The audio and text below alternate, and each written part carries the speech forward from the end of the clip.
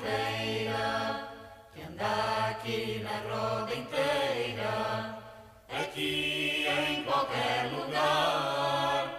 A rama, ó que linda rama, a rama do olival.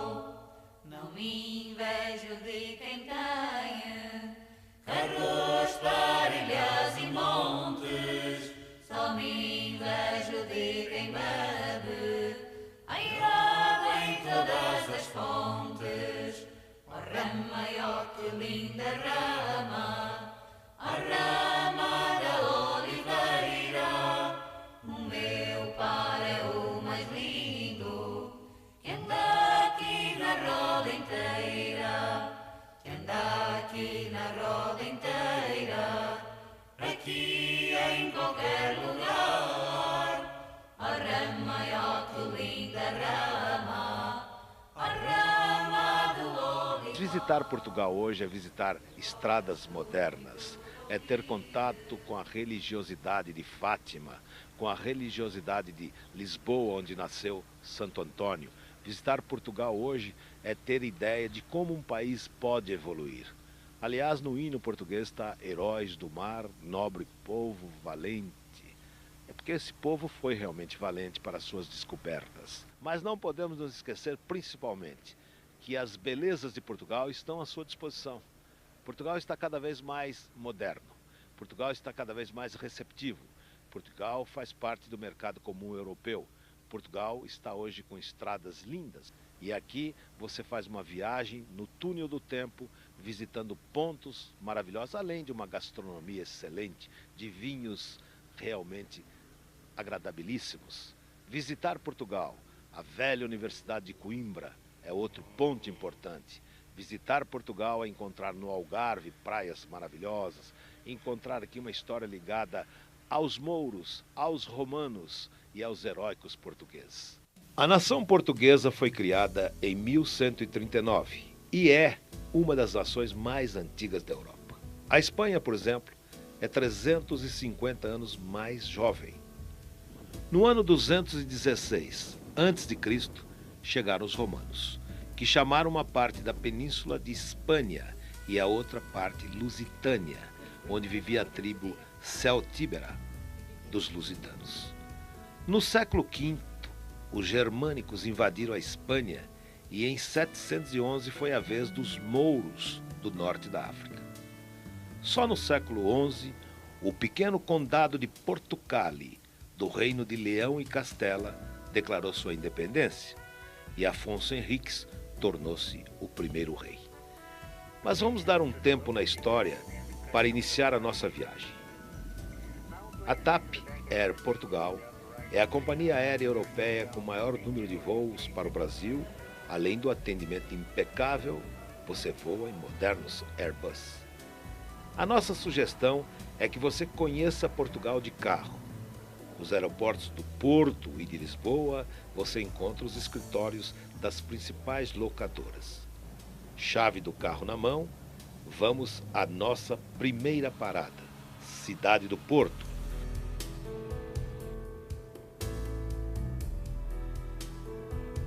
Tombada pela Unesco em 1996 como Patrimônio da Humanidade. O Porto apresenta um valioso conjunto de construções e monumentos históricos. O Rio Douro e suas pontes maravilhosas tornam a cidade inconfundível. A ponte Dom Luís I, projetada por Gustave Eiffel em 1886, é uma das joias guardadas pela cidade. Eiffel foi o homem que construiu a torre que leva o seu nome em Paris. Tesouro valioso é o seu estilo, a sua gente, o seu famoso vinho. As uvas que se transformam no vinho mais famoso do mundo são cultivadas na região do Alto Douro, em condições únicas, pelo solo rico em xisto. Foi a primeira região vinícola do mundo a ser demarcada. Farto das falsificações, o Marquês de Pombal, em 1756, criou os limites territoriais para a produção do vinho. Dentro destes limites fica Vila Nova de Gaia, a cidade irmã do Porto, cidade onde ficam as caves, onde o vinho é produzido, envelhecido, engarrafado e exportado para o mundo todo. É só atravessar a ponte e escolher uma das caves para apreciar e conhecer o melhor vinho do Porto. Mas antes, uma parada é indispensável. É de Vila Nova de Gaia que se tem a melhor vista da cidade do Porto. Estes barcos ancorados são os rabelos. Suas maravilhosas velas trazem o nome, na maioria das vezes, inglês, da cave que produz o vinho transportado. Vamos entrar na cave do Calane e conhecer todos os tipos de vinho do Porto. O branco, à medida que vai envelhecendo, vai ficando sempre mais escuro, enquanto que o tinto é ao contrário. O tinto, à medida que vai envelhecendo dentro dos barris, vai ficando sempre mais claro. No branco temos 3 tipos diferentes. Temos o branco seco, o branco meio seco e o lágrima, que é o mais doce de todos. Os tintos são sempre doces e podem ser servidos ou como aperitivo ou como digestivo. O mais jovem de todos os tintos chama-se Ruby, envelhece apenas 3 anos dentro do valseiro. Tem este nome Ruby devido à sua cor bastante intensa, como podem ver, tem uma cor escura, uma cor rubi, e também devido ao seu próprio sabor, tem um sabor muito frutado. O Tawny envelhece no mínimo 5 anos, 3 anos nos valseiros, depois vai para as pipas e continua o processo de envelhecimento dentro das pipas. Temos aqui uma garrafa Tawny com 5 anos, que é o velhotes Tawny. De qualquer forma, existem Tawnies com indicação de idade de 10, 20, 30 até 40 anos. Temos aqui exemplo de uma garrafa de Tawny com 20 anos. De qualquer forma, todas estas Tawnies que eu referi de 10, 20, 30 e 40, o número que nos aparece aqui é sempre uma média de idades, porque trata-se de vinhos lutados, ou seja, neste caso pode-se, por exemplo, lutar um vinho de 20 anos com um vinho de 22 anos ou com um vinho de 18. Depois faz-se essa média de idades e é esse número que vem como indicação. Quando nós temos um ano em que o vinho é especialmente bom, em que a qualidade do vinho é bastante superior aos outros, não lutamos esse vinho com os outros, engarrafamos apenas esse vinho desse ano específico, porque é especial. Temos sempre que colocar na garrafa a data em que foi feita a colheita e a data em que foi feito o engarrafamento. E o vinho de colheita deve envelhecer dentro dos barris no mínimo 7 anos, mas pode também envelhecer até 40 anos. O vintage é considerado o melhor vinho do Porto de todos, porque além de ser feito com uma colheita verdadeiramente excepcional, são escolhidas as melhores uvas numa colheita excepcional, é também o único vinho do Porto que continua a envelhecer mesmo depois de engarrafado. O vinho deve estar sempre em contacto com a rolha para que a rolha não seque. Passado no mínimo 10 anos, se bem que o vintage pode envelhecer por 40, 50 anos, até 100 anos, se quisermos, um dia antes de o abrir devemos colocá-lo na vertical. Porque como o vintage não foi filtrado, tem sedimentos, tem depósito, assim o depósito vai se acumulando lentamente no fundo, decanta-se o vinho e então podemos bebê-lo. De qualquer forma, o vintage tem uma particularidade. É um vinho muito delicado, que em contacto com o ar começa rapidamente a perder qualidades e oxida, daí que depois de aberto deva ser consumido em 2 dias. Obviamente não será difícil, porque é muito bom. Finalmente temos o Late Bottle Vintage. Como podem ver, também tem cá o nome de Vintage, mas não é propriamente o vintage, porque este vinho não envelhece em garrafa. É um vinho feito a partir do mesmo ano, da mesma colheita como se faça vintage, mas em vez de envelhecer diretamente na garrafa, fica mais tempo dentro do balseiro, entre 4 a 6 anos, 6 anos no máximo. Faz o seu processo de envelhecimento dentro do balseiro, antes de ir para a sala de engarrafamento é filtrado e é por isso que já não envelhece mais. É um vinho jovem, mas é um vinho jovem de qualidade superior, porque foi feito a partir da mesma colheita com que se fez o vintage.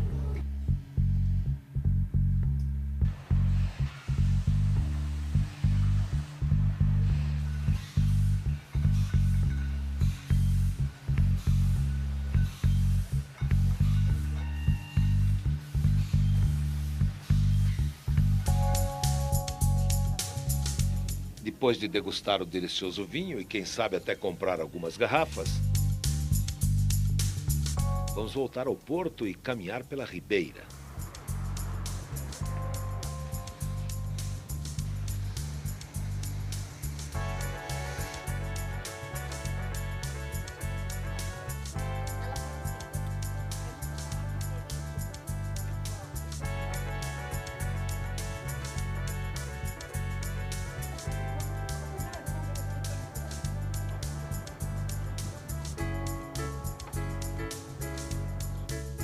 A caminhada e o vinho abrem o apetite. Comida típica aqui é a famosa tripa. tripa à moda do Porto. Os moradores até receberam o apelido de tripeiros, graças à tamanha predileção pelo prato. Mas se o seu paladar não está para tripas, outra especialidade local é a francesinha. Isso mesmo, o que os franceses chamam de croque ganhou tempero e característica portuguesa. O tradicional é picante, mas pode-se pedir um light, um suave, com menos pimenta. Picante como a francesinha é a agitação dos tripeiros. O trânsito é sempre complicado, o tom de voz é um pouco mais alto e a cidade está sempre em obras, como se fosse preciso ficar ainda mais bonita. Do alto da Torre dos Clérigos, construída no século XVIII pelo italiano Niccolo Nasoni, a beleza da cidade fica ainda mais evidente. É só gastar um pouco de energia e subir os 225 degraus da torre de igreja mais alta de Portugal, com 75 metros.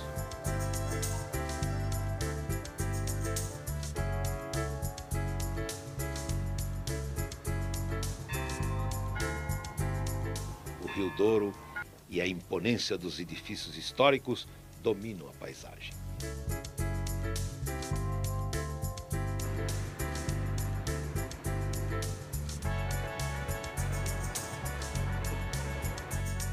A Sé do Porto, construída no século XII em estilo românico, é um marco histórico da cidade. Aqui nasceu o Porto. Era uma catedral-fortaleza e a cidade desenvolveu-se à sua volta.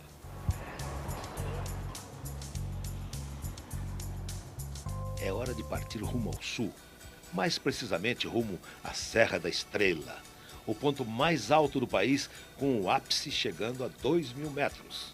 E é justamente no ponto mais alto, chamado de Torre, que os portugueses praticam os esportes de neve, de inverno.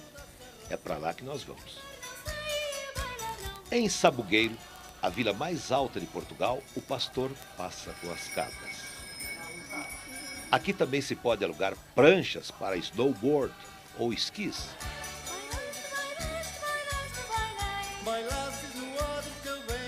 A neve continua caindo na torre e as estradas estão fechadas. Mas vamos insistir um pouco.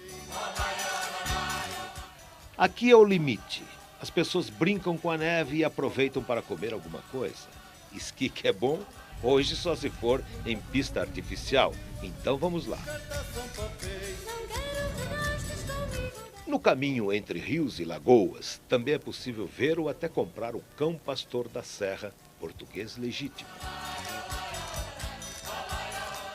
No caminho para Manteigas, onde fica a pista de esqui, encontramos com a neve. Aqui é a nascente do Rio Mondego, o rio imponente que cruza Coimbra e deságua em Figueira da Foz, no marco da nascente, versos escritos por Camões. Delgadas, claras águas do Mondego, doce repouso de minha lembrança. E aqui estamos, na pista de esqui. São duas pistas. Uma serve de escola e a outra é para os mais experientes. O preço? A partir de R$ 40 por 2 horas.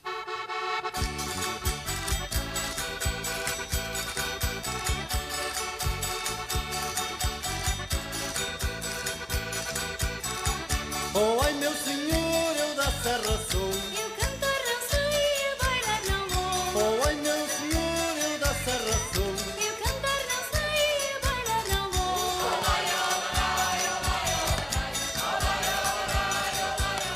No caminho para Bussaco e Coimbra, passamos por Belmonte, cidade onde nasceu Pedro Álvares Cabral. E logo estamos em frente ao monumento à Batalha de Bussaco. Nesse local, no dia 27 de setembro de 1810, portugueses e ingleses expulsaram as tropas de Napoleão e impediram uma invasão francesa à cidade de Coimbra. Mais 5 minutos e estamos no Mirante da Cruz Alta, o ponto mais alto da floresta.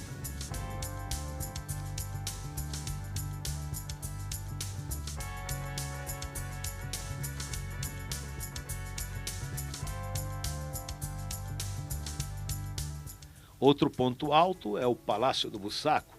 Este edifício, em estilo neomanuelino, começou a ser construído por Luigi Manini em 1888 e só ficou pronto em 1907. O palácio foi encomendado pelo rei Carlos, que morreu antes da obra ficar pronta. O seu filho Manuel II visitou o lugar brevemente. Comenta-se que ele trouxe a atriz francesa Gaby Deslys para viver um ardente romance. Hoje o palácio não é privilégio de reis. Qualquer pessoa que tenha no bolso de 200 a 1.000 euros pode ficar hospedado no Hotel Palace Bussaco.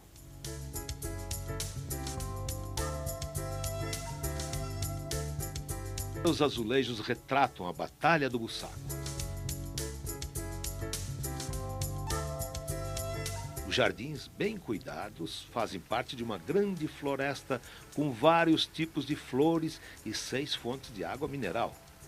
Na entrada do hotel, muito luxo e beleza.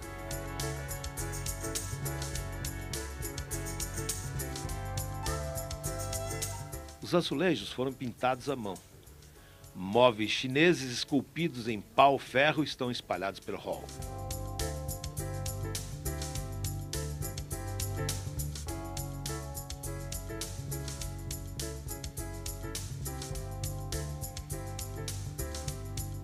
No bar e no restaurante é possível beber o vinho do Bussaco, uma exclusividade do hotel, que só pode ser bebido no local. A qualidade e produção limitadíssima fizeram sua fama no mundo do vinho. Mais alguns quilômetros estaremos em Coimbra, a cidade-museu que já foi capital do país e possui uma das mais antigas universidades da Europa. 6 reis portugueses nasceram em Coimbra. A cidade foi conquistada dos mouros no ano 878 e reconquistada 100 anos depois. Em 1064, foi libertada por Fernando o Grande, de Castela, e em 1139, o primeiro rei de Portugal, Afonso Henriques, escolheu Coimbra como capital do país. Em 1256, a capital mudou definitivamente para Lisboa. Hoje, o distrito de Coimbra tem mais de 400 mil habitantes.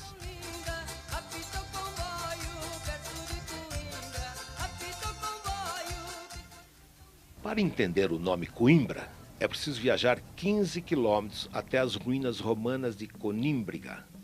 Este sítio arqueológico mostra o que sobrou da cidade habitada desde o século IX a.C. A cidade de população indígena começou a prosperar com a chegada dos romanos no século I a.C. Em 465 e em 468 foi invadida pelos suevos, que mataram os habitantes e incendiaram a cidade, ocupando-a até o século VI. Documentos provam que Conímbriga gozava do privilégio de ser sede episcopal até por volta do ano de 589, quando Posidônios foi citado no Concílio de Toledo como bispo de Aeminium, antigo nome da cidade de Coimbra. Aeminium tornou-se um centro importante do domínio visigótico e para lá se transferiu o poder espiritual e o próprio nome da cidade, que por corrupção linguística se transformou no vocábulo Coimbra. Briga vem do céltico vulgar que significa cidadela, lugar fortificado. Conin é elemento mais antigo utilizado aparentemente por indígenas pré-indo-europeus e significa eminência rochosa. Lojas e casas luxuosas, com rede de esgoto e aquecimento, e espaço para as termas e mosaicos muito bem conservados. Eles mostram que os artistas locais dominavam as figuras geométricas em esquemas complexos e originais.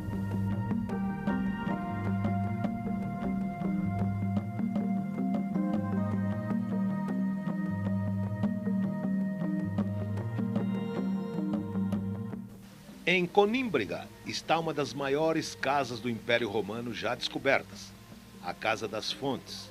A casa foi construída na primeira metade do século II, no lugar de outra do século I.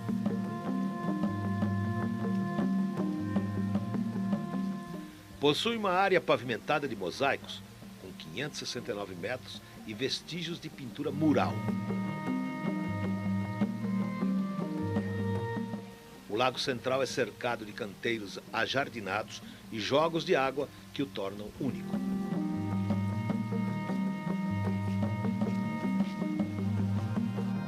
Ao lado do sítio arqueológico fica o museu, que ilustra a evolução do lugar. Os objetos expostos foram encontrados durante escavações que começaram em 1899.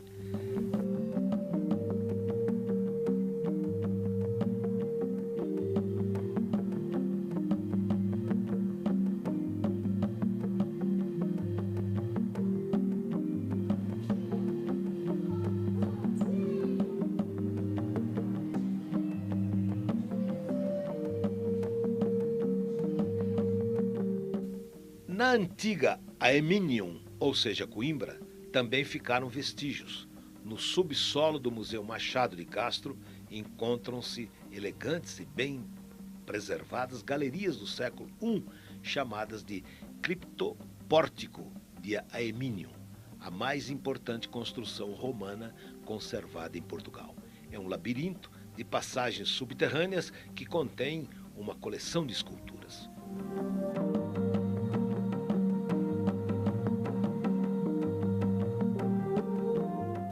O nome do museu é uma homenagem ao mais notável representante da escultura portuguesa, Machado de Castro. Nascido em Coimbra, ele foi escultor mestre nos reinados de Dom José, Dona Maria I e Dom João VI. O museu traz obras de arte, mobiliários e peças religiosas. Coimbra também é uma cidade universitária. Luís de Camões, Henrique o Navegador, Eça de Queiroz, presidentes, políticos, intelectuais portugueses estudaram na Universidade de Coimbra. Fundada em 1º de março de 1290 pelo rei Diniz, é uma das mais antigas e ilustres de todo o mundo. Os estudantes de Coimbra usam uma capa preta e fitas de acordo com o grau, e o fim do ano letivo é marcado pelo Festival da Queima das Fitas. A torre é o emblema da universidade. Suas linhas são barroco erudito, fino e equilibrado, como as obras oficiais do reinado de Dom João V. Sua construção, iniciada em 1728, terminou em 1733.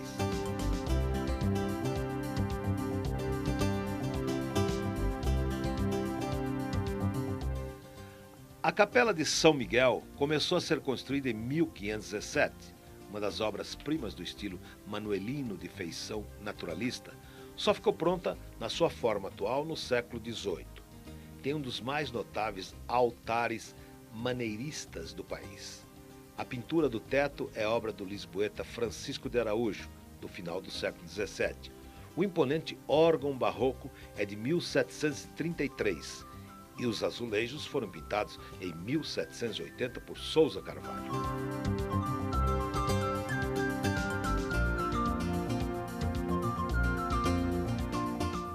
A Biblioteca Joanina, construída no início do século XVIII por ordem do rei Dom João V, tem um portal nobre de estilo barroco. No andar principal são 3 salas amplas, maravilhosamente decoradas. O acesso ao piso superior é por escadas embutidas nas próprias estantes. São 300.000 volumes à disposição dos alunos da universidade. Em posição de destaque, este quadro representando Dom João V, pintado em 1730 por autor desconhecido.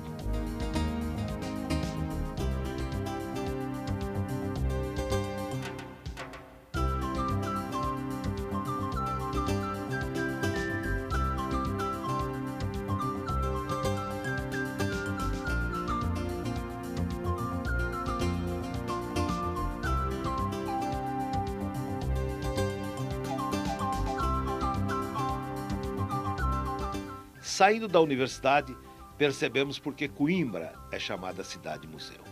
A Sé Velha, em estilo fortaleza, foi erguida para marcar o triunfo sobre os mouros em 1064, antes mesmo da fundação do Reino de Portugal. Pedro I e Inês de Castro teriam se casado aqui secretamente. Também foi o local da coroação de Sancho I, filho de Afonso Henriques, primeiro rei de Portugal.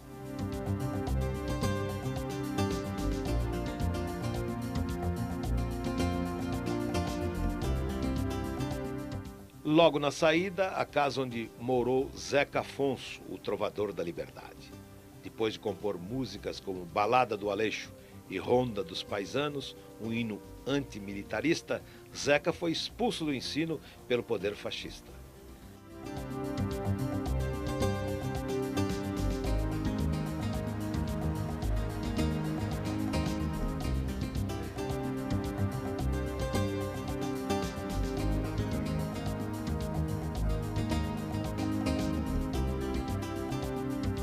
Mas não é só a música popular que encanta Coimbra. O jovem Cláudio Monteiro, de 24 anos, toca desde os 6 e já participou de vários concursos internacionais. Ganhou o primeiro prêmio na África do Sul e o terceiro na Itália. Cláudio está se formando na Escola Superior de Música, Artes e Espetáculos da cidade do Porto. Para mostrar um pouco do seu talento, ele escolheu uma peça de Schubert.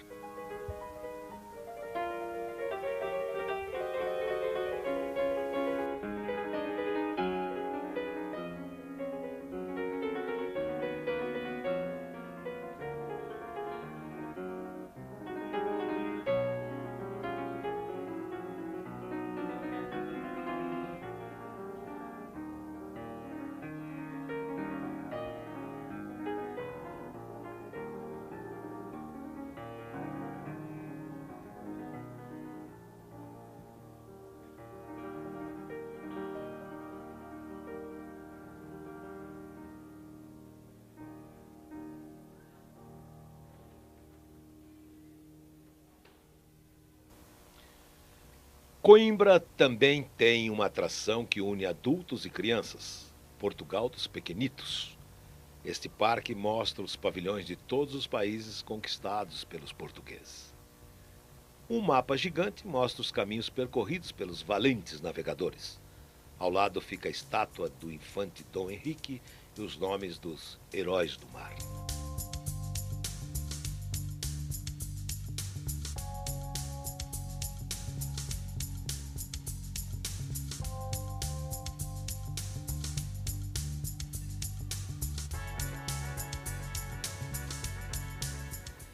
Em outra parte do parque, algumas cópias de monumentos portugueses e casas que mostram a arquitetura de diversas regiões do país.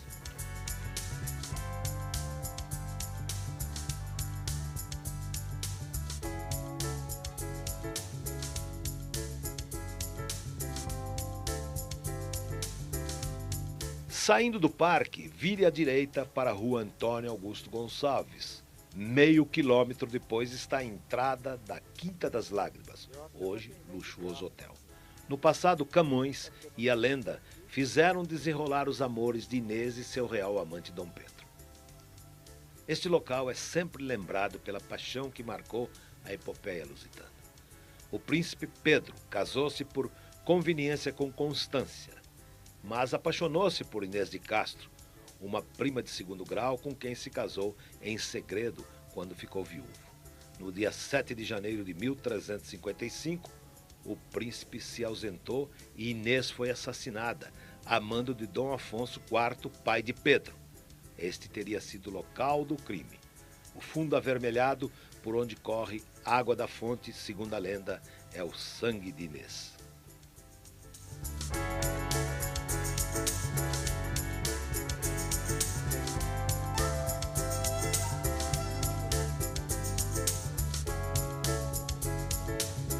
As filhas do Mondego, a morte escura, longo tempo chorando, memoraram, e por memória eterna, em fonte pura, as lágrimas choradas transformaram. O nome lhe puseram, que ainda dura, dos amores de Inês que ali passaram. Vede que fresca fonte rega as flores, que lágrimas são a água e o nome amores. Luís de Camões. Quando subiu ao trono, em 1357, Dom Pedro concluiu o capítulo do assassinato de Inês, com um castigo exemplar de 2 dos ex-conselheiros de seu pai, arrancando-lhes o coração. Na cerimônia de coroação, Dom Pedro mandou exumar o corpo de Inês, declarando-a rainha depois de morta. Em seguida, obrigou a corte a ajoelhar-se diante dela e beijar-lhe a mão já decomposta. Num lugar onde se respira poesia, o canto dos poetas é no Penedo da Saudade. Neste local, onde se vê Coimbra do alto, os estudantes deixam seus versos de presente para a cidade. Quisera dizer ao tempo, para. Para e deixa-nos viver, mas ele indiferente continua. Só a amizade, o amor, poderá preencher plenamente esta ânsia de viver e de ficar, mas o tempo indiferente continua. Rui Brito, curso médico 5864. Na praça hoje chamada João Paulo II está o aqueduto de São Sebastião, construído no século XVI, provavelmente sobre as ruínas de um aqueduto romano. Possui 20 arcos e quase 1 quilômetro de comprimento. O Largo da Portagem é sempre movimentado e agradável. As margens do Mondego também convidam a um passeio.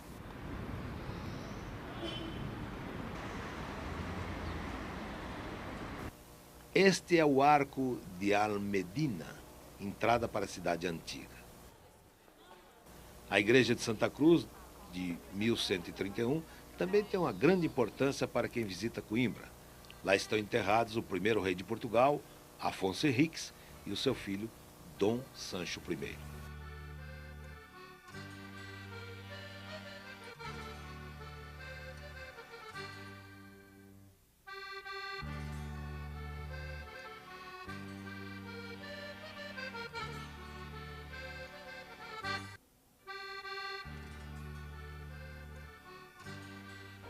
Ao lado, vale a pena parar para um cafezinho no Café Santa Cruz e fazer como os portugueses, sentar-se e ver a vida passar. Mas o tempo não para. E já estamos de novo na estrada. A poucos quilômetros de Coimbra está a Figueira da Foz, uma grande praia com boas ondas para os surfistas. A cidade também tem um famoso cassino e hotéis de luxo. Nos anos 30, espanhóis endinheirados e famílias ricas da região de Beira gastavam um pouco de suas fortunas aqui. Seguindo pela mesma praia, chega-se a Buarcos, casas simples e azulejos com motivos religiosos enfeitam ainda mais as antigas ruelas do povoado.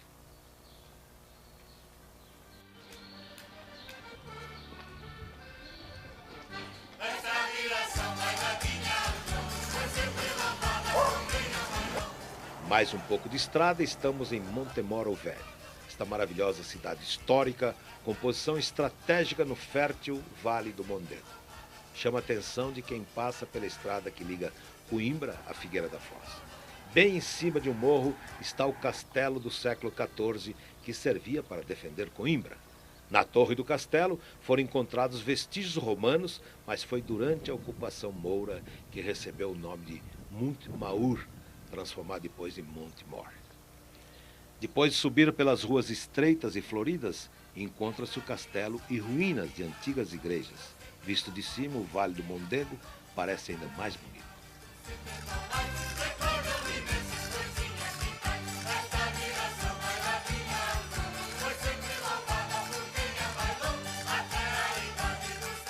As estradas portuguesas estão muito bem conservadas e oferecem total segurança ao motorista que respeita a sinalização. Depois de percorrer pouco mais de 100 quilômetros, chegamos a Fátima. Peregrinos do mundo todo pagam suas promessas e visitam o santuário onde a Virgem Maria apareceu para 3 pastorinhos. São 4 milhões de visitantes por ano. As aparições aconteceram no local onde está esta capela construída a pedido da Virgem. Lúcia Santos, que é freira carmelita, Jacinta e Francisco Marto, viram Nossa Senhora pela primeira vez no dia 13 de maio de 1917. Ela pediu que as crianças voltassem ao mesmo lugar durante 6 meses, sempre no dia 13. As aparições se repetiram e 3 revelações foram ouvidas. A primeira falava da paz que ocorreu depois da Primeira Guerra Mundial. A segunda falava do fim da União Soviética. E a terceira continua sendo um mistério para muitos católicos. Apesar do Papa João Paulo II ter dito que interpretou o terceiro segredo como a previsão do atentado sofrido por ele em 1981, que a bala que atingiu o Papa, no tiro disparado pelo turco Mehmet Ali Agca, está guardada embaixo da coroa da imagem de Nossa Senhora na Capela das Aparições. O milagre de Fátima aconteceu na última aparição para os 3 pastorinhos com 70 mil pessoas presentes. O sol ficou parecido com um disco de prata e todos puderam olhar para ele sem dificuldade. Girava sobre si mesmo como uma roda de fogo, parecendo vir de encontro à terra.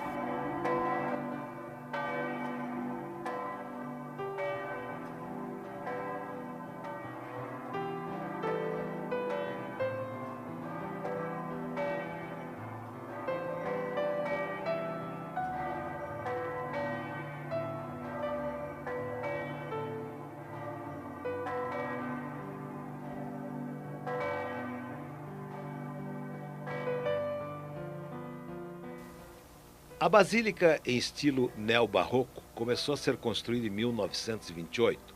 Está rodeada de santos e tem uma torre de 65 metros. Sua esplanada é 2 vezes maior que a Praça de São Pedro, em Roma. Dentro da igreja estão os túmulos dos pastorinhos Francisco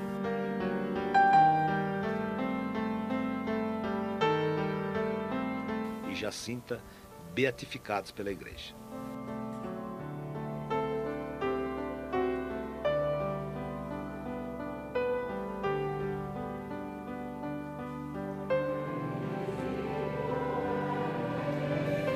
Quem quiser saber mais sobre o Santuário de Fátima, é só visitar a página oficial na internet www.santuario-fatima.pt/, tudo em minúsculo. No caminho para Nazaré, passamos por Alcobaça.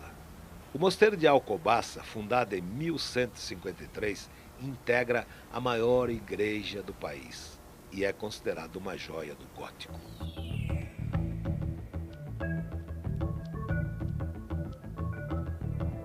Lembra da história de Dom Pedro e Inês de Castro? Pois é, depois de ser coroada rainha, foi novamente enterrada num belo túmulo de mármore ao lado do túmulo de Dom Pedro para que voltasse a ser reunido após a morte. Tais contra Inês os brutos matadores, no colo de alabastro que sustinha as obras com que amor matou de amores aquele que depois a fez rainha, as espadas banhando e as brancas flores que ela dos olhos seus regados tinha, se encarniçavam, férvidos e irosos, no futuro castigo não cuidosos. Luís de Camões. Chegando a Nazaré, já é possível ver o mar raivoso de onde os valentes pescadores traziam o sustento de suas famílias. Hoje, a beleza da cidade atraiu os turistas.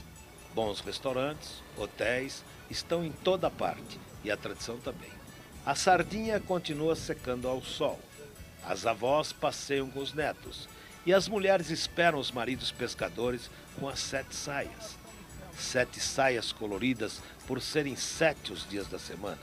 7 as cores do arco-íris e 7 por lendas, tradições e ações bíblicas relacionadas com o número. Quando os pescadores iam para o mar, as mulheres sentavam-se na areia com as 7 saias que protegiam do frio, da maresia e traziam sorte na pesca e na vida. Hoje os maridos trabalham com mais segurança e as mulheres vivem do turismo. Dona Gertrudes vende doces e frutas secas. Tá bonito, hein? Compra aqui uma medidinha, vai lá ver.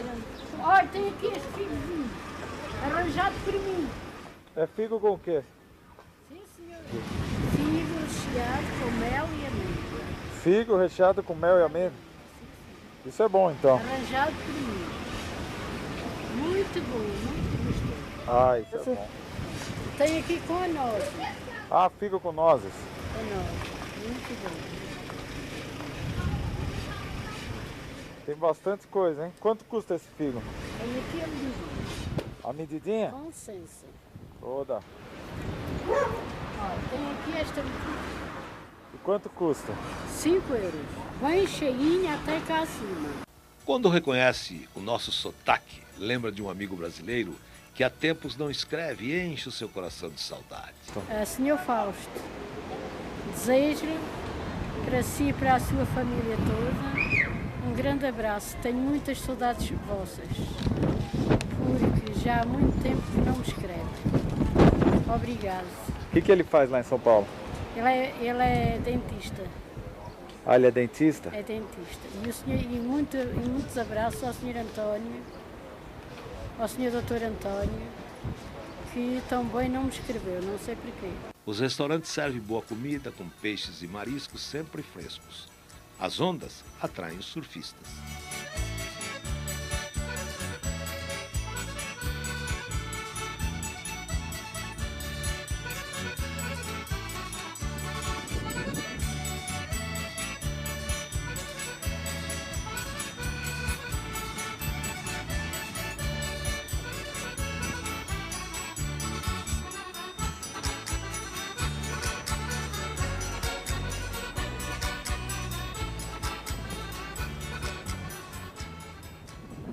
De Nazaré vamos a Óbidos, cidade classificada como Monumento Nacional desde 1951. Entre pela porta da vila e observe uma capela oratório revestida de azulejos do século XVIII. A cidade parece saída de um conto de fadas e a sua história também.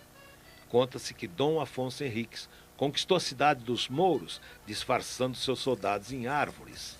A princesa árabe, que estava na janela, perguntou ao pai se árvores eram capazes de caminhar. Mas até o sultão perceber o que acontecia, os portugueses já haviam alcançado a porta da cidade. Um século depois, Dom Diniz deu a cidade de presente à sua noiva. Hoje a cidade é visitada por muitos turistas encantados com suas ruas estreitas, igrejas e o castelo dos Mouros, reconstruído por Afonso Henriques. A igreja de Santa Maria é a matriz de Óbidos. Destaca-se por ser um templo de 3 naves com vãos de arcadas clássicas de origem visigótica. Foi transformada em mesquita durante a ocupação muçulmana e retomou o culto cristão após a Reconquista Portuguesa. Nesta igreja, Afonso V casou-se com sua prima Isabel em 1441. Ele tinha 10 anos e ela 8. As lojas vendem artesanato local e ginginha. A ginja é uma fruta parecida com a cereja. Ela é misturada com aguardente, açúcar e descansa por volta de 2 meses. Não saia desta região sem provar um copo. Pode ser antes ou depois da refeição. A qualquer altura serve, uma boa bebida é feita por nós. Se for seguir viagem, é melhor levar a ginginha para tomar mais tarde.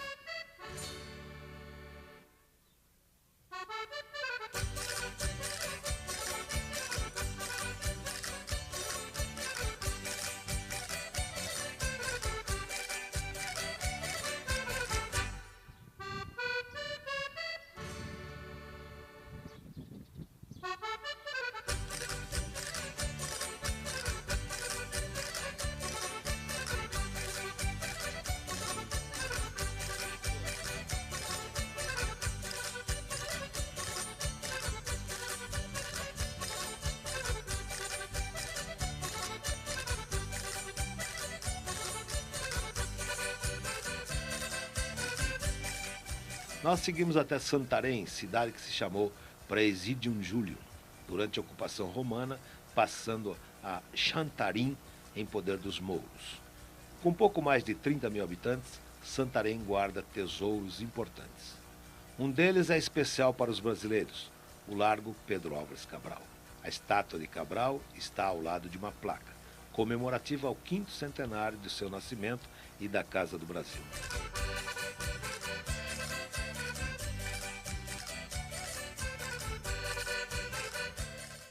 Em frente está uma das igrejas mais belas de Santarém, a Igreja Nossa Senhora da Graça, de 1380, reconhecida como uma joia do gótico português. Dentro da igreja está o túmulo de Pedro Álvares Cabral, que descobriu o Brasil em 1500.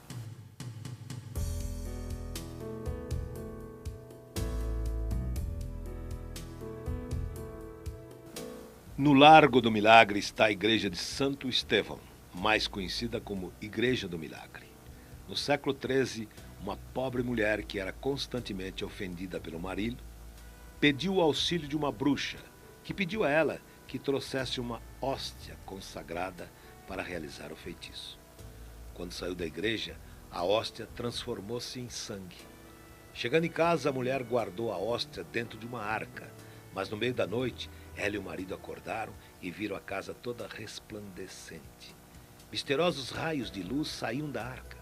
A sagrada partícula foi levada à igreja de Santo Estevão e conservada numa custódia feita de cera.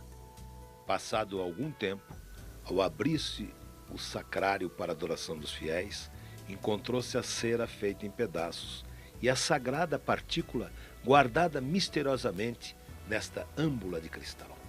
No caminho para Lisboa, entramos em Queluz, onde está o Palácio Real. O antigo pavilhão de caça da corte portuguesa foi transformado em Palácio de Verão, em 1747, por ordem de Pedro, o filho mais moço de Dom João V. Depois do casamento de Pedro com Maria I, em 1760, o palácio foi ampliado pelo arquiteto francês Jean-Baptiste Roubilon. O palácio serviu de residência para a família real até 1807, quando foram para o Brasil, fugindo das tropas de Napoleão.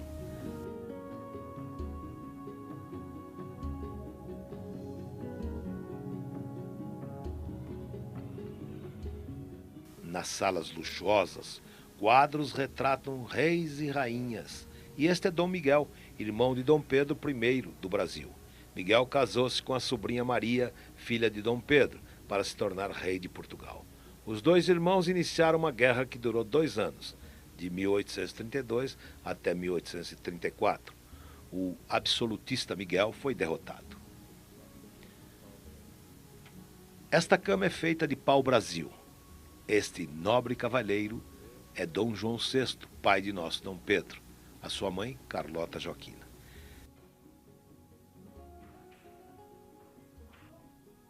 E aí está ele, Dom Pedro, o primeiro imperador do Brasil. Dom Pedro nasceu e morreu neste quarto, chamado Quarto Dom Quixote. No teto, figuras do cavaleiro errante justificam o nome do quarto.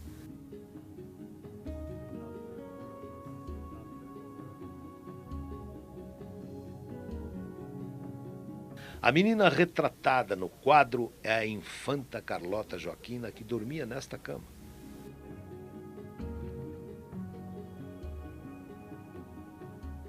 No canal revestido de azulejos, a família real passeava de barco. Estátuas e fontes embelezam ainda mais os jardins projetados por Roubilon.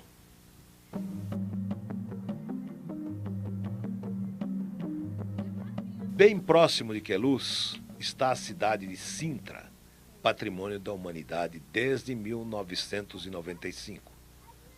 No tempo dos romanos, Sintra era conhecida por Monte Sagrado e depois foi chamada de Serra, ou Monte da Lua, na ocupação islâmica. Foi reconquistada em 1147 por Dom Afonso Henriques. Este é o Palácio Nacional de Sintra, construído em cima da residência do governador muçulmano para ser residência da realeza portuguesa até 1880. Mas o palácio que domina a paisagem é o da Pena. Sua construção, do século XIX, é uma mistura de estilos arquitetônicos. Foi o marido de Maria II, filha de Dom Pedro I do Brasil, que mandou construir o palácio. Fernando Saxe-Coburgo-Gotha pediu ao arquiteto alemão Barão von Esweg que construísse esse palácio de estilos variados. Depois da proclamação da República, em 1910, o palácio foi aberto ao público, do jeito que estava quando era ocupado pela família real. A cidade inteira é um grande museu. Visitantes do mundo inteiro andam pelas ruelas e admiram sua arquitetura. Uma boa dica é dar uma pausa para o café acompanhado dos doces regionais. Os travesseiros e as queijadas da periquita já espalharam sua fama pelo mundo. O antigo castelo de provável ocupação muçulmana durante o século IX tinha a função de vigiar Lisboa e arredores. Com o avanço da Reconquista para o sul, o castelo perdeu sua importância estratégica e foi totalmente abandonado durante a Segunda Dinastia. Nos finais do século XV, alguns judeus, segregados do resto da comunidade por ordem régia, habitavam o castelo, depois acabaram sendo expulsos junto com outras minorias étnicas e religiosas. o terremoto de 1755 e o desgaste provocado pelo tempo deixaram o castelo em ruínas. No século XIX, Dom Fernando II restaurou a velha fortaleza. Dentro da muralha estão as ruínas da igreja de São Pedro de Canaferrim e uma antiga cisterna mourisca que armazenava a água da chuva, tornando o castelo autossuficiente. Com um pouco de fôlego, vale a pena subir as muralhas. Além da vista, a sensação de caminhar no passado é fascinante. No caminho pela Serra de Sintra, seguimos em direção ao mar. É hora de citar Camões mais uma vez. Aqui, onde a terra se acaba e o mar começa. Pois é, a terra europeia acaba aqui. Estamos no ponto mais ocidental do continente europeu. Nem o vento frio é capaz de espantar os turistas que perambulam curiosos entre as flores e o farol do Cabo da Roca. Os penhascos de 140 metros assustam até quem não tem medo de altura. A Praia do Guincho faz parte da rota de fuga dos lisboetas estressados. No caminho para Cascais, paramos para ver a Boca do Inferno. A água da chuva e do mar derrubaram o teto desta rocha calcária e formaram uma caverna. A Boca do Inferno é o acidente mais espetacular desta formação geológica. E ao lado do mirante, uma feira vende artesanato local.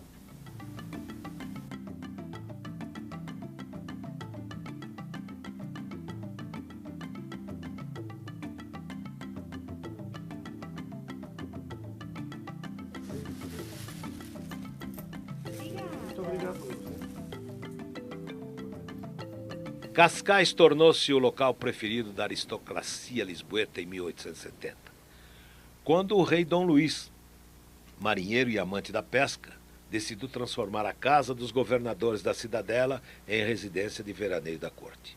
Em frente à Praia da Ribeira está o prédio da Câmara Municipal, um solar do século XVIII, com azulejos na fachada representando santos e evangelistas. Ao lado está a estátua de Dom Sancho I. O largo com palmeiras é chamado Passeio Dom Luís, em homenagem ao monarca que retirou Cascais do marasmo. No verão é difícil encontrar lugar para se esticar em uma das praias de Cascais. Até com o tempo frio, tem gente que se arrisca. Outros preferem o banco da praça ou uma boa caminhada nos calçadões repletos de lojas das mais variadas grifes.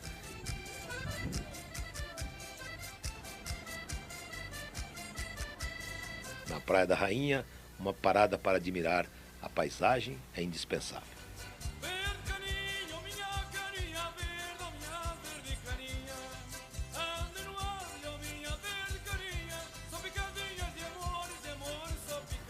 Seguindo pela costa em direção a Lisboa, encontramos Estoril. Esta cidade praiana, de clima ameno, é famosa também pelo seu cassino, situado no alto do Parque Central. Durante o dia, os jardins floridos convidam a caminhada. À noite, o cassino apresenta suas atrações musicais, seus shows e as mesas de jogos. Seguimos viagem pela costa de Lisboa e chegamos à Torre de Belém.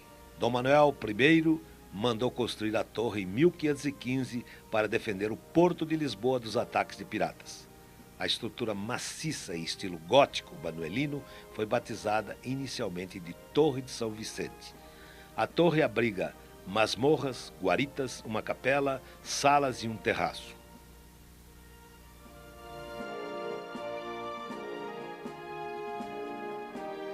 Bem ao lado está o padrão dos descobrimentos, projetado pelo arquiteto italiano Cottinelli Telmo. O monumento foi construído para simbolizar o local da partida das caravelas e representa a proa de uma nau onde seguem as figuras mais significativas do século XVI. O primeiro que aparece segurando uma caravela é o infante Dom Henrique, patrono dos descobridores, chamado de Henrique o Navegador. O segundo é Afonso V, patrono dos exploradores. Vasco da Gama, que venceu o temido Cabo da Boa Esperança, é o terceiro. E em quarto está Pedro Álvares Cabral. Do outro lado estão Dom Manuel I, o pintor Nuno Gonçalves e o poeta Camões, segurando uma página dos Lusíadas. Em frente, um mapa em forma de bússola mostra os caminhos percorridos pelos heróis portugueses.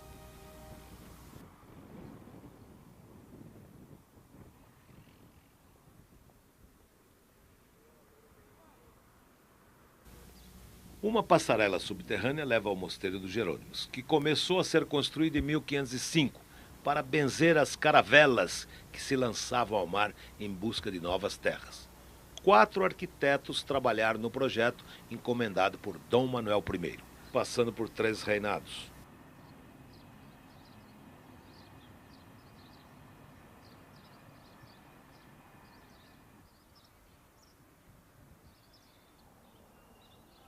Tudo no mosteiro refere-se aos descobrimentos.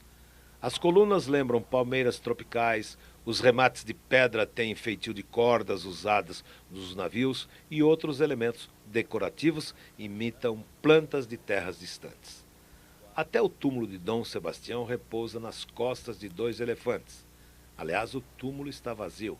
O rei nunca retornou de uma batalha em 1578. Reis e rainhas estão sepultados aqui.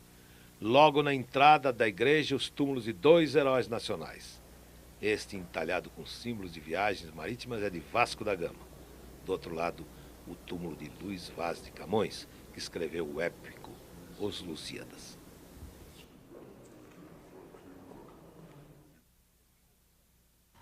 Seguimos pela mesma calçada até a fábrica dos pastéis de Belém. Esse café, inaugurado em 1837, faz os famosos doces recheados com creme. As salas são decoradas com painéis de azulejos e a clientela é bastante variada. Jovens, crianças, famílias inteiras, turistas, todos querem provar o famoso pastel quentinho e crocante, acompanhado de canela e açúcar, ao gosto do freguês. Pela Avenida Marginal chega-se ao centro de Lisboa. Na Praça do Comércio, bem em frente ao Rio Tejo, fica a estátua equestre do rei José I, feita em 1775 por Machado de Castro. Atravessando o imponente arco, chega-se à Rua Augusta, um dos principais pontos do comércio lisboeta. Lojas, cafés, restaurantes disputam a atenção de quem passa. Os artistas de rua também dão o ar de sua graça.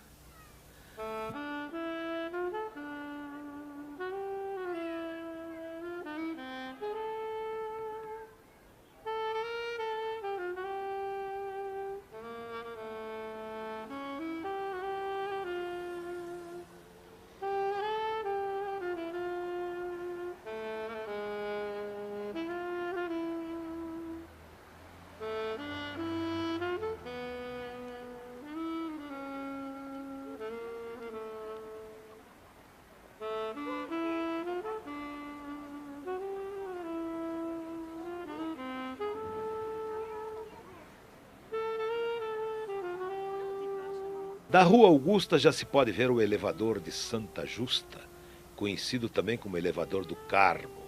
O elevador, construído em ferro no início do século, foi projetado pelo arquiteto francês Raoul Mesnier du Ponsard. Tem 32 metros e é a forma mais confortável de se chegar ao bairro Alto. Para quem sobe só para admirar a vista, pode passar alguns minutos no café Céu de Lisboa. Seguindo pela Rua Augusta, chega-se à Praça Dom Pedro IV, o nosso Dom Pedro I do Brasil. Esta praça, bem cuidada e movimentada, também é um ponto de encontro nos cafés e pastelarias famosas, como a Pastelaria Suíça e o Café Nicola.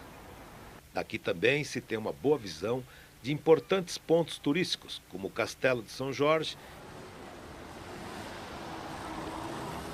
e as ruínas da Igreja do Carmo, a nossa próxima visita.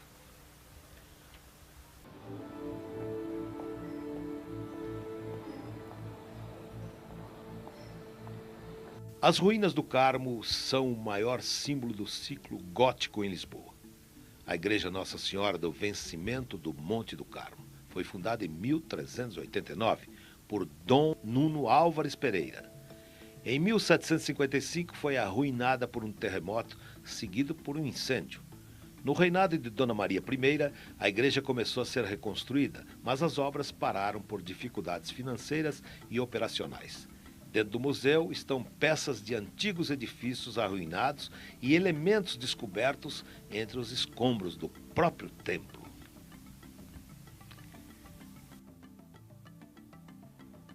Seguindo pelas ruas do bairro do Chiado, paramos em frente ao café A Brasileira, em estilo Art Nouveau. Em uma das mesas está a estátua de Fernando Pessoa. Inaugurado nos anos 20, o Café A Brasileira era um importante ponto de encontro dos intelectuais da época. Vale a pena dar uma paradinha para um café, afinal, como escreveu o próprio Fernando Pessoa, tudo vale a pena se a alma não é pequena. Vale a pena também subir pelo bairro de Alfama, até o Castelo de São Jorge, e recomendamos a subida de bonde, aqui chamado de elétrico.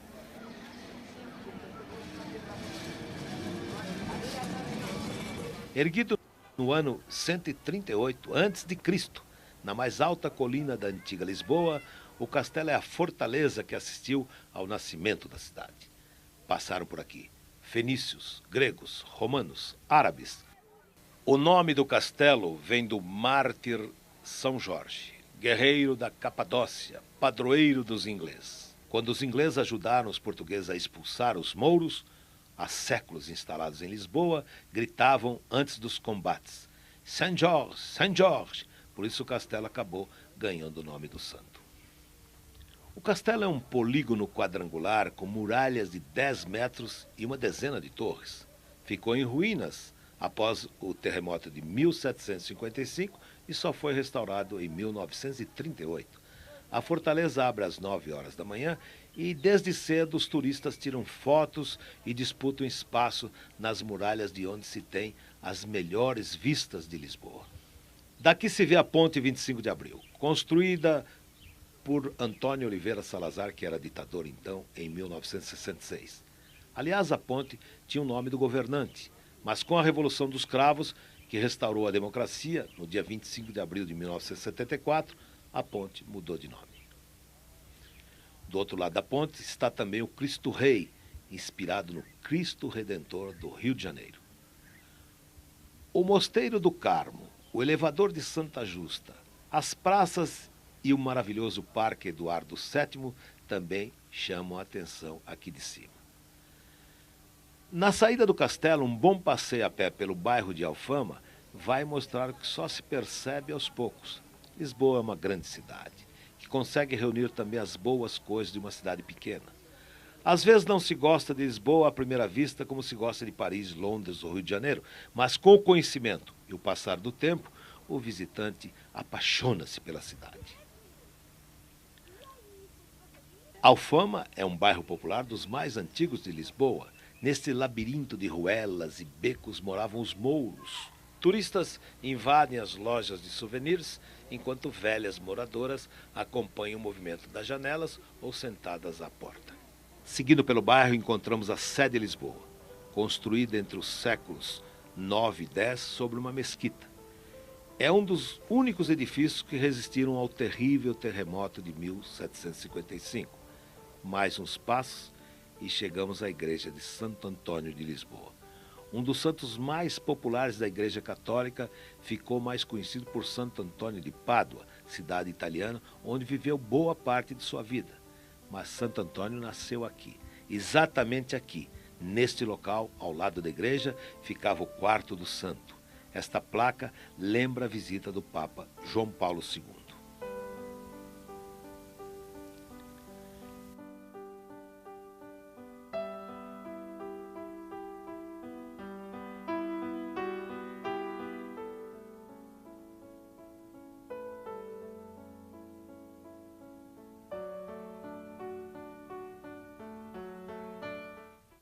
A Avenida da Liberdade é para Lisboa o que a Avenida Paulista é para São Paulo, a Avenida Atlântica é para o Rio de Janeiro e a Champs-Élysées é para Paris. As calçadas limpas e bem conservadas servem de moldura para os jardins floridos, os hotéis de luxo e as lojas das principais grifes do mundo. O trânsito é movimentado, mas não chega a perturbar. A Praça Marquês de Pombal é um ponto de referência da cidade. Daqui saem avenidas largas e movimentadas. O Marquês de Pombal foi o responsável pela reconstrução de Lisboa após o grande terremoto. O Parque Eduardo VII, com seus jardins bem desenhados, oferece uma fantástica vista da cidade.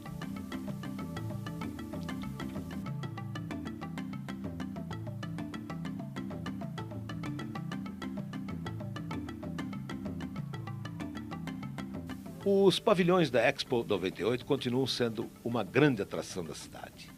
A Torre Vasco da Gama, o teleférico, o pavilhão de shows e congressos, além de restaurantes, lojas e um grande shopping center, o Centro Comercial Vasco da Gama.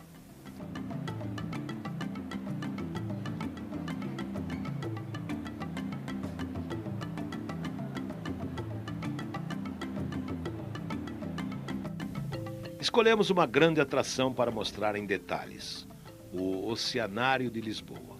Afinal, o tema escolhido para a Expo foi Os Oceanos, uma herança para o futuro. Por isso e pelo profundo conhecimento histórico dos portugueses heróis do mar, o Oceanário consegue ser uma unanimidade. Os 4 tanques reproduzem o habitat do Atlântico Norte, Antártico, Pacífico e Índico tropical. No aquário principal, os mais diversos tipos de peixes: linguados, sardinhas, barracudas e os temidos tubarões. Os pinguins dão seu show particular.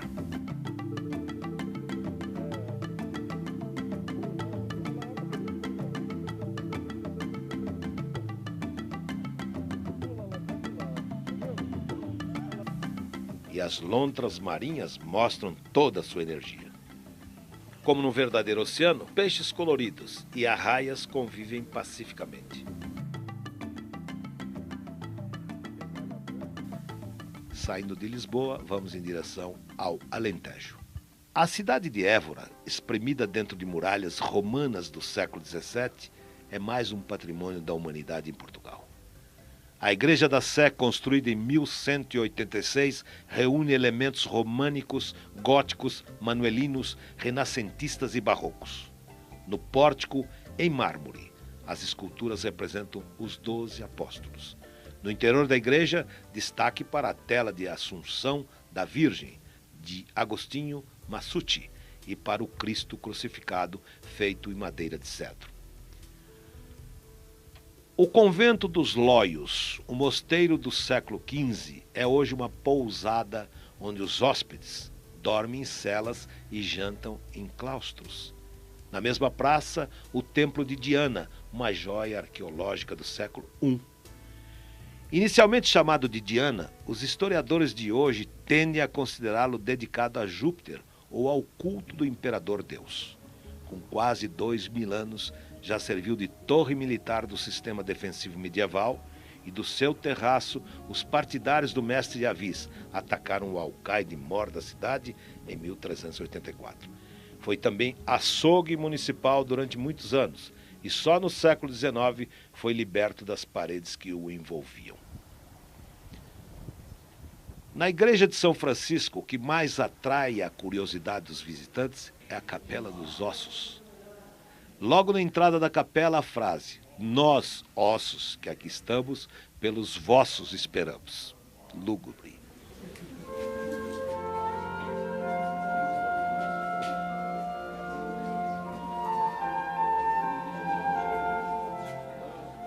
Estamos diante de uma capela toda forrada com ossos humanos. É conhecida como Capela dos Ossos e foi construída nos finais do século XVI e princípios do século XVII a partir de uma ideia que 3 frades franciscanos tiveram: refletir sobre a condição humana e o valor passageiro que a vida terrena tem e meditar sobre a morte e o que esta simboliza de definitivo. Como exceção, sabe-se que o pequeno túmulo em mármore, ao fundo, à direita, tem os ossos dos 3 frades fundadores. Há 2 esqueletos pendurados na parede lateral direita, ao fundo. Foram encontrados em escavações feitas no século XVIII. Corresponderão a pai e filho? Uma lenda conta que um filho batia e maltratava a mãe, coisa a que o pai se não opunha, sendo cúmplice dessa má ação. A mãe, à hora da morte, terá rogado a seguinte praga: que a terra das vossas sepulturas vos não desfaça. Outra lenda diz que o pai ficou corcunda como castigo.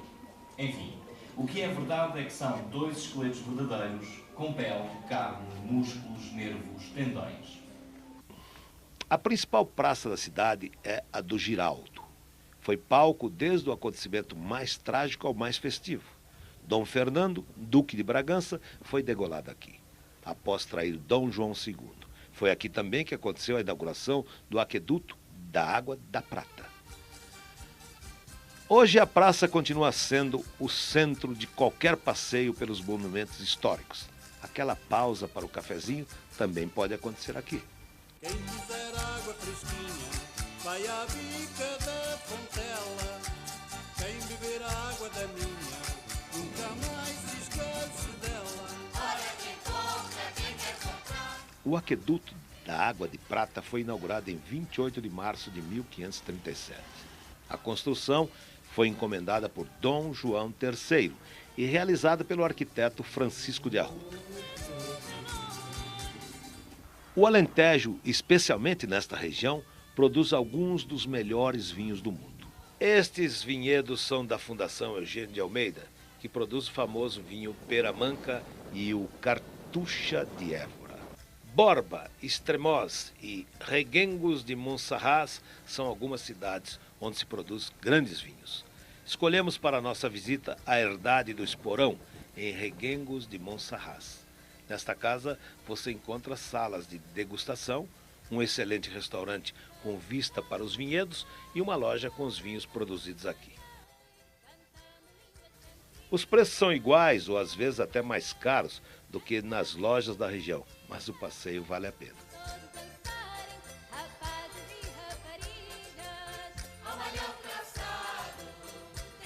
Os vinhedos de variadas castas e idades servem para diferenciar os diversos tipos de vinhos produzidos pela adega. As rosas servem de escudo para as ricas plantações. Se alguma praga estiver por perto, a primeira vítima é a roseira.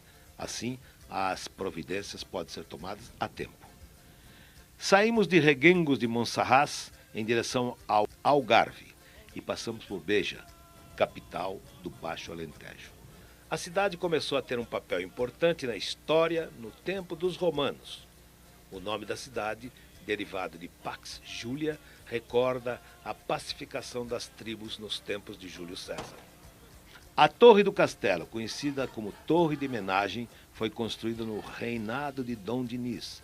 De cima dos seus 36 metros, tem-se uma boa vista da cidade. A Igreja de Santa Maria da Feira, usada como mesquita durante a presença árabe, é outra rica herança do passado guardado por Beja.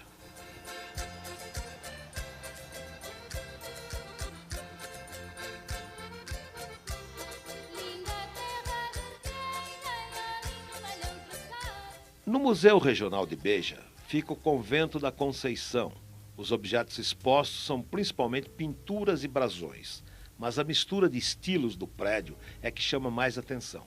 O portal da igreja é gótico e as janelas manuelinas. Aliás, falando em janelas, aqui está a Janela de Mariana, uma publicação francesa com o título Cartas Portuguesas, de 1669, mostra, através das correspondências, uma linda história de uma freira abandonada pelo amante.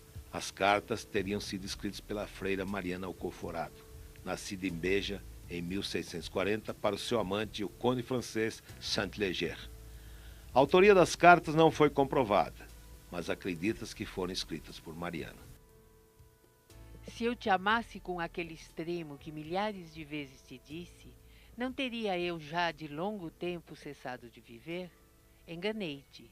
Tens toda a razão de queixar-te de mim. Ah, por que não te queixas? Vi-te partir. Nenhumas esperanças posso ter de mais ver-te. E ainda respiro. É uma traição. Nosso destino agora é o Algarve, a região das praias ensolaradas e das casas brancas com suas chaminés características.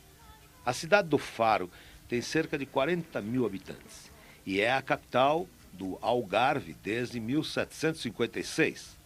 Foi a primeira vila de pescadores pré-históricos, depois feitoria de fenícios e gregos, passando pelo domínio romano e fundação de um principado árabe. No tempo dos romanos era chamada Ossónova. Os mouros dominaram a cidade do século XI até o século XIII, quando o rei Dom Afonso III conquistou a região e passou a intitular-se Rei de Portugal e dos Algarves. O Jardim Manuel Bivar é uma sala de visitas da cidade, o lugar mais conhecido. O Arco da Vila, além de servir como residência das cegonhas, é a porta de entrada da cidade antiga e foi construído em cima do antigo arco. A fachada neoclássica de 1812 foi obra do arquiteto genovês Francisco Xavier Fabri. Entrando na cidade antiga, as ruas estreitas e as casas pintadas de branco chamam a atenção dos turistas, assim como as cegonhas que constroem seus ninhos em toda a parte. No Largo da Sé, o Paço Episcopal do século XVIII é cercado por laranjeiras. Bem em frente está a Igreja da Sé, de 1251. Da igreja antiga restam apenas a torre, o pórtico e duas capelas. Foi a primeira igreja cristã construída neste local, substituindo uma mesquita. O Arco do Repouso é um dos poucos pedaços que restam das muralhas construídas pelos árabes nos séculos XII e XIII. Com elas, os mouros tentaram impedir a invasão cristã. A Igreja do Carmo começou a ser construída em 1713 e só foi concluída em 1887.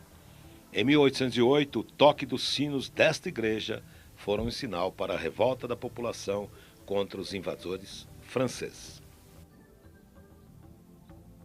A Igreja Matriz de São Pedro é do século XVI, dedicada ao santo padroeiro dos pescadores.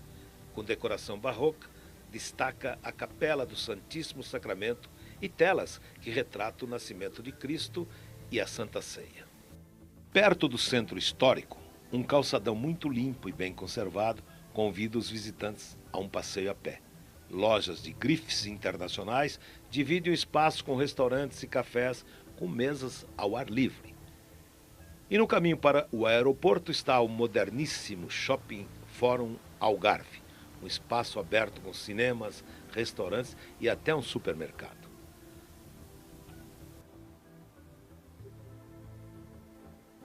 Mas a maior atração do Algarve são as praias.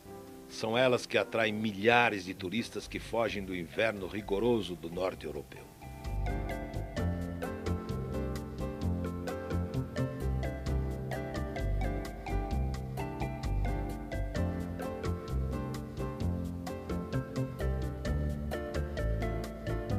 O antigo povoado de Albufeira foi ocupado primeiro por romanos, recebendo o nome de Baltum. Seu nome atual vem do período muçulmano, Albuera, que significa castelo do mar. E Albufeira parece mesmo um castelo construído em cima do mar. As falésias, douradas, com casas brancas de chaminés características, tornaram a cidade conhecida por gente de todo o mundo. Albufeira foi um dos lugares que mais tempo permaneceu em poder dos árabes. Só no século XIII, Dom Afonso III reconquistou a cidade, que permaneceu como vila até 1986. Hoje a cidade tem ótimos restaurantes que exibem o seu cardápio bilíngue, com ótimos peixes e crustáceos. Os pescadores continuam aqui com seus barcos e redes, dividindo espaço com os turistas. O restaurante A Ruína é um dos melhores da cidade. É só sentar-se de frente ao mar e escolher um bom peixe fresco que será limpo e preparado na hora. No centro turístico tem até um rodízio brasileiro. Uma feira permanente vende artesanato e os deliciosos doces do Algarve. Em alguns pontos, o desnível provocado pelas falésias obrigou a construção de túneis para os banhistas irem da cidade à praia. Com tantos estrangeiros, o músico de rua também acaba abandonando o português e troca o fado pelo rock and roll.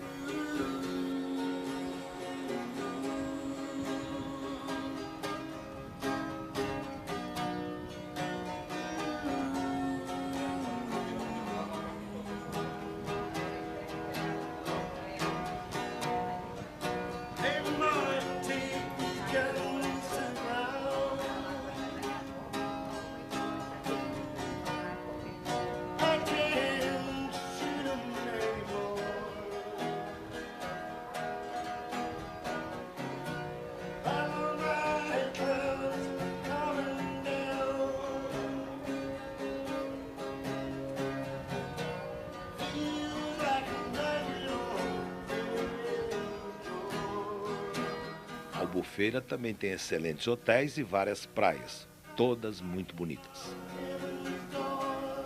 Aqui vale a pena ficar só admirando, dar um passeio mesmo que seja com traje inadequado, ou torrar ao sol quase sem traje nenhum.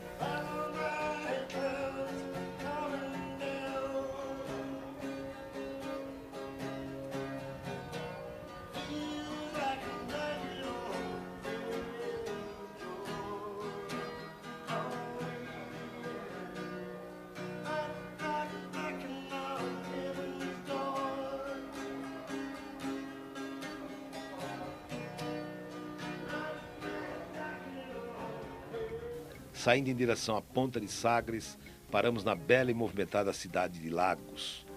A cidade conserva ainda as fortificações do tempo dos mouros. Neste local, onde está a estátua do navegador Gil Eanes, que dobrou pela primeira vez o temido Cabo de Bojador, as muralhas continuam guardando a cidade. Com a ajuda de São Gonçalo de Lagos, que nasceu aqui em 1360, Lagos foi a capital do Algarve de 1576 a 1756 e foi um importante centro naval. Mais alguns poucos quilômetros e chegamos à fortaleza de Sagres. Dom Henrique era o terceiro filho do rei Dom João I e sempre mostrou interesse pela África e desejo de conquistá-la. Sagrou-se mestre da Ordem de Cristo, o que obrigou-o ao celibato, mas forneceu-lhe dinheiro para as expedições. Ele fundou a escola de Sagres, chamada de Terça Naval, que deu origem a todas as conquistas marítimas de Portugal. Aqui estudaram Vasco da Gama, Fernão de Magalhães e Pedro Álvares Cabral, entre outros navegadores. A Capela de Santa Maria foi construída num lugar especial, frente a frente com o Cabo de São Vicente e o Oceano Atlântico. A Rosa dos Ventos, de 43 metros de diâmetro, inscrita na pedra, deu rumo às caravelas portuguesas. Ó mar salgado, quanto do teu sal são lágrimas de Portugal. Por te cruzarmos, quantas mães choraram, quantos filhos em vão rezam, quantas noivas ficam por casar, para que fosses nossos, ó mar. Valeu a pena. Tudo vale a pena se a alma não é pequena. Quem quer passar além do bojador, tem que passar além da dor. Deus ao mar o perigo e o abismo deu, mas nele é que espelhou o céu. Fernando Pessoa.